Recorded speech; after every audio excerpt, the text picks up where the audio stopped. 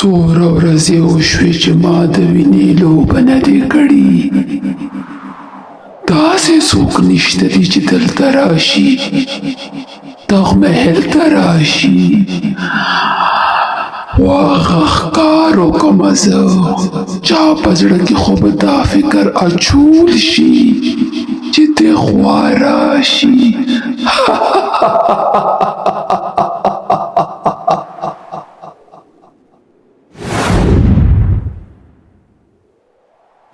ریان، عایشه او علي درې نږدې دوستان وي چې په هر ستونزه کې د یو بل سره مرسته کوي او یو بل سره ولاړ وي. یوه ورځ دوی د یو سنسان کلي ته نږدې د یو زوړ محل په باره کې اورېدلي وو چې په ده کې یوه ډېره خطرناکه چوړیل اوسیږي. د دې لټون دی هغه محل ته ورسوي چېرته چې تیارې او یوه عجیبه خاموشي خوره وي. ریان وایي دا ځای رښتیا هم ډارونکی ښکاري. تاسو په رښتیا غواړئ چې دننه لاړ شئ؟ عایشه وایي ریان، دا ټولې زړې خبرې دي. موږ ته په داسې خبرو باندې یقین نه دی کول پکار. علي وایي خو ما اورېدلي دي چې کوم قسم دلته راشي او هغه ضرور چوړیل سره مخامخ کیږي او بیا هغه ژوندی دلته ننځي. درې واړو یو بل ته وکتل. په زړونو کې یره هم وه خو زړورتیا هم وه او بالاخر د محل دروازې ته ورسېدل. دروازه خلاصه وه. دوی دننه لاړو. کله چې دوی دننه ننوتل نو یوه یخ باد په دې باندې ولګېدل. داسې ولګېدل چې څه موجود دي خو دې ته کتی نشي.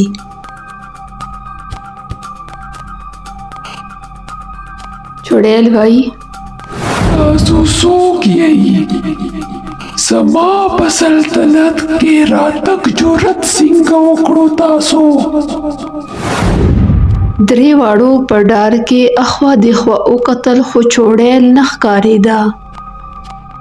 ناڅاپه د محل د یو کونج نه لوګی راپورته شو او په هغه لوګي کې یوه ډېره بدرنګه چوړیل څرګنده شوه. علي په ډار وایي دا مخه چوړیل ده، راځه چې مونږ دلته نه وتښتو.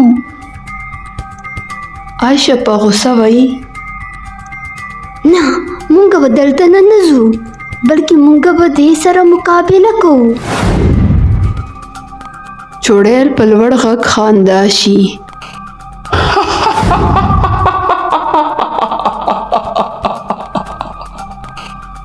تاسو درې کمزوري انسانان زما په وړاندې هیڅ شی نه دی.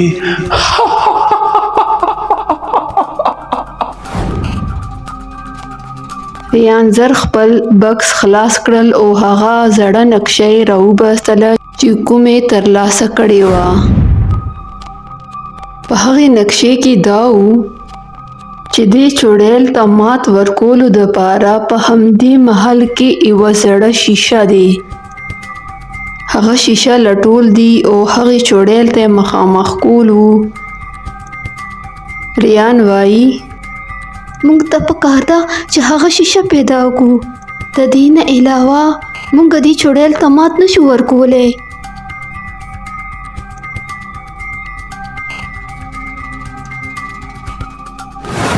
دې دواړه چې چېرته هم تلو هلته کې دې ته چوړیل جادو سره به دې مخامخ کېدل. خو دې ټولو کارونو د پسه هم هغې یو بل سره مرسته وکړه. د یو بل سره په هرې خبرې کې ولاړ وو.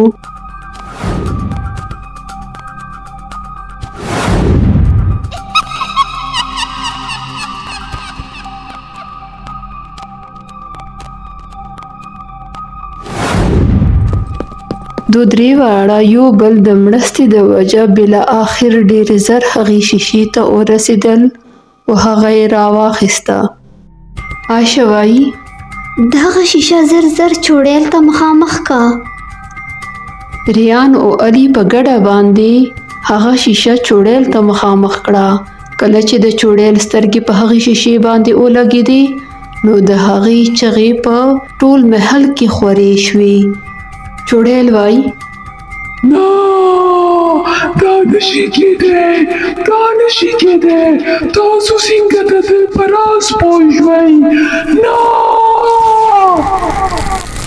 چوړیل د دې شیشې په رڼا کې وسوځېده او په لوګي کې بدله شوه او هلته نه غیبه شوه. علي وایي مونږه بریالي شو. عایشه وایي هاو چوړیل د منځه تللی دا اوس.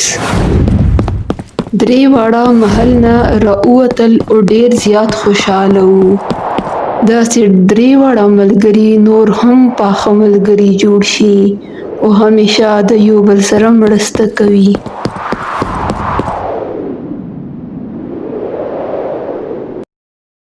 که تاسو دا ویډیو خوښه شوي وي نو دا لایک کئ، زما چینل ایول سټوریز پښتو سبسکرایب کئ او بیل آیکن ضرور دباو کئ. د ویډیو کتنو ډیره مننه.